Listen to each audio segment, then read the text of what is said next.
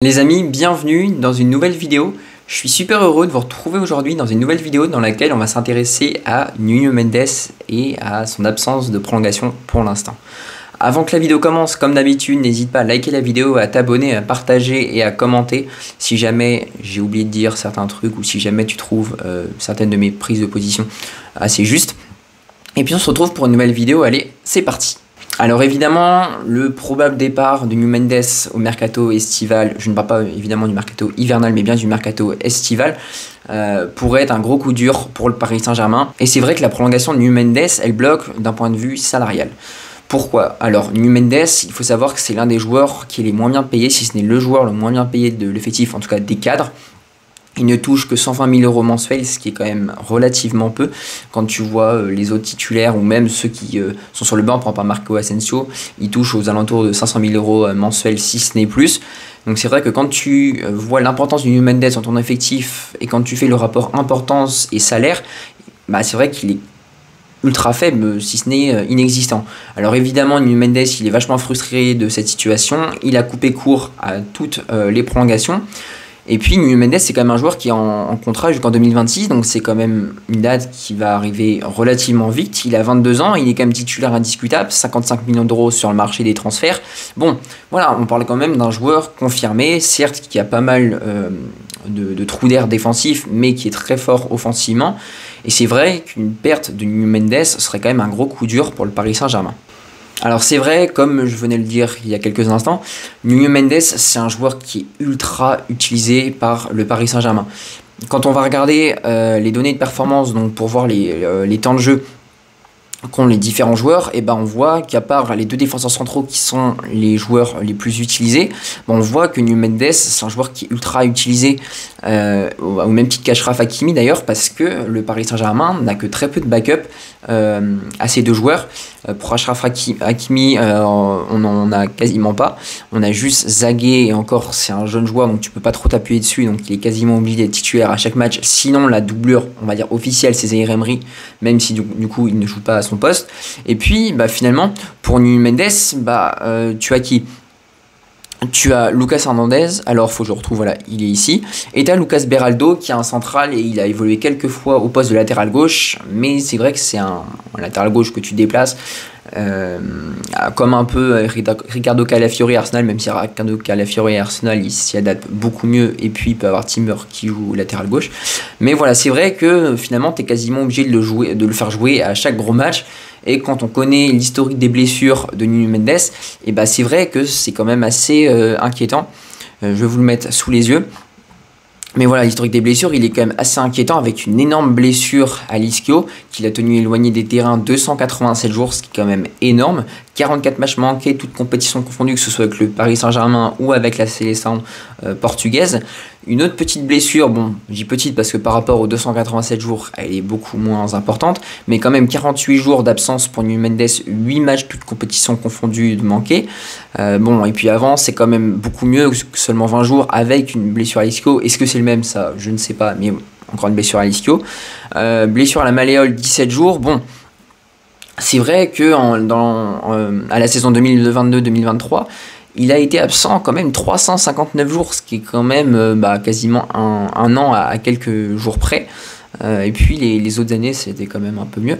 Mais voilà, c'est vrai qu'en termes de blessures, c'est quelque chose qui interroge, et c'est peut-être une des raisons pour lesquelles le Paris Saint-Germain temporise pour prolonger Nuno Mendes et pour lui donner un meilleur salaire. On va jeter un petit coup d'œil à la heatmap évidemment de Nuno Mendes, et sa heatmap elle n'est pas du tout parlante, en tout cas la heatmap de la Ligue 1 2024-2025. Si on se penche sur la heatmap précédente, là on voit une heatmap qui correspond beaucoup plus à Nuno Mendes. Alors vous allez me dire pourquoi cette différence?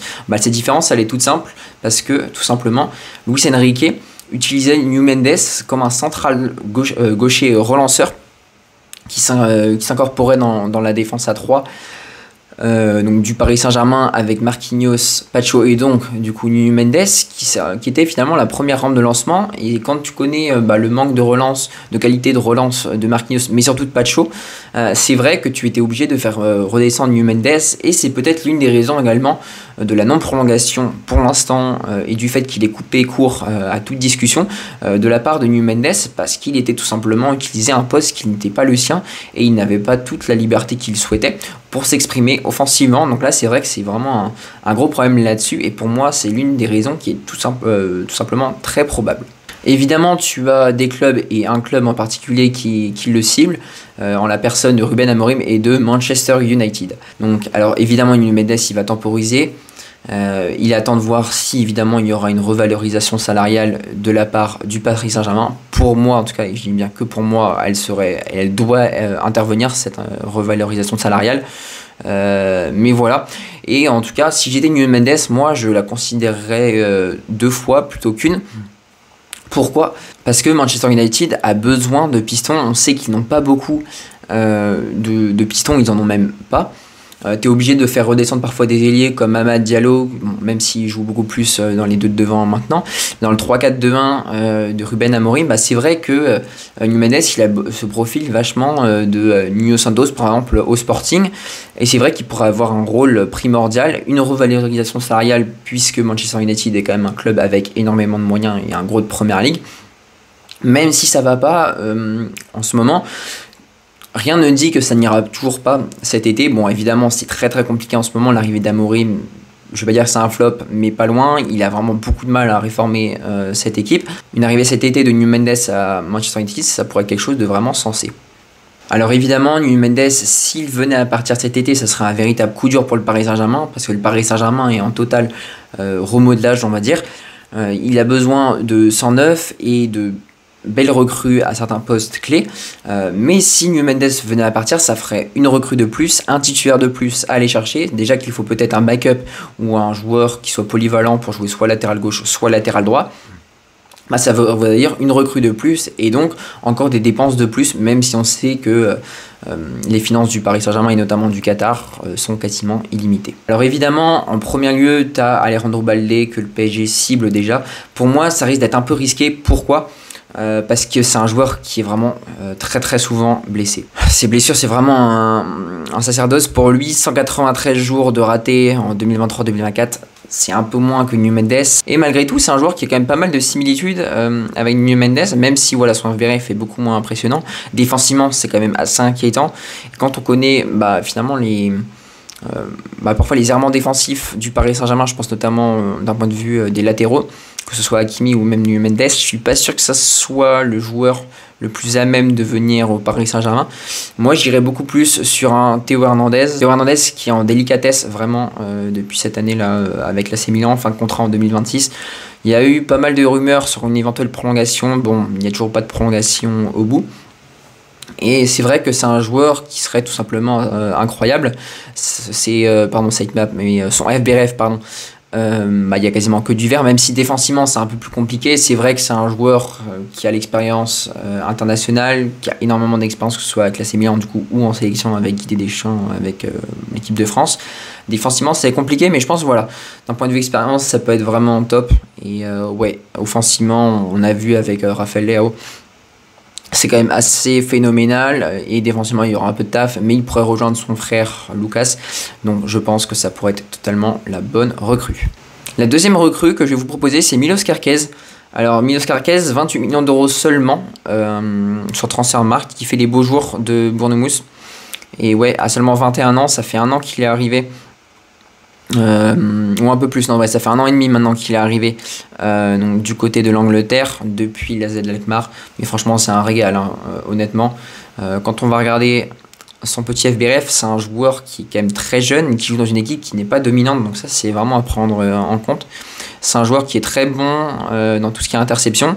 Dans les dégagements, c'est pas mal non plus. Les tacles, ça m'étonne qu'il soit 4-18 parce que dans mon souvenir, c'était un joueur qui était vachement bon tacleur. Mais voilà, c'est encore des stats évidemment qui sont améliorables. Et je pense que pour une 50aine de millions, ça pourrait faire le taf. Alors évidemment, Théo Hernandez sur une recrue qui serait bien plus adaptée que Milos Kerkez. Mais voilà, je pense que Milos Kerkez, ça peut être une recrue qui peut être également bonne pour l'avenir. Il n'a que 21 ans. C'est vrai que Baldé semble beaucoup plus, entre guillemets, vieux parce qu'on en entend parler depuis beaucoup plus longtemps. Mais je pense que voilà, Milos Kerkez, c'est un joueur qui peut apporter énormément au Paris Saint-Germain, que ce soit défensivement, qui serait meilleur que pour moi Théo Hernandez défensivement. Mais voilà, je pense en tout cas qu'il ne faut surtout pas aller sur Alejandro Baldé. Et puis Milos Kerkez, je crois que c'est un joueur qui n'est pas très souvent blessé. On va aller regarder ça, mais je crois que c'est quand même pas mal. Ouais, voilà, donc pas de blessure, hein, très clairement. Donc c'est tout simplement génial quoi pour Milos Kerkez. Mais attention, ça va être un joueur qui va être assez difficile à aller chercher. Il est ciblé déjà par des gros clubs, notamment Liverpool. Et quand on connaît le Liverpool d'Arne Slot, et bah c'est vrai que ça va être assez compliqué pour le Paris Saint-Germain de rivaliser. C'est l'heure du bilan, les amis. On s'approche déjà de la fin de cette vidéo. Et puis je pense que forcément t'as compris mon avis. Mais moi je garderai Nuno Mendes. Mais en cas de départ de Nuno Mendes, si jamais il devait partir pour 50-60 millions d'euros du Paris Saint-Germain, bah moi franchement mon choix il est tout simple. Même si j'adore Milos Kerkez, j'irai évidemment sur Théo Hernandez. Pour moi voilà, c'est l'assurance tout risque. Il pourrait vraiment super bien combiner avec le futur ailier gauche que le Paris Saint-Germain pourrait recruter, en tout cas que va recruter le Paris Saint-Germain, je pense que maintenant on peut l'affirmer lors de ce mercato estival. Et ouais, pour moi, voilà, je trouve que c'est quand même assez triste de voir Nuno Mendes aussi peu respecté de la part du Paris Saint-Germain. Si tu es supporter parisien, n'hésite pas à me donner ton avis sur le traitement qui est réservé à Nuno Mendes. Et puis nous, on se retrouve très prochainement pour de nouvelles aventures. À bientôt la team.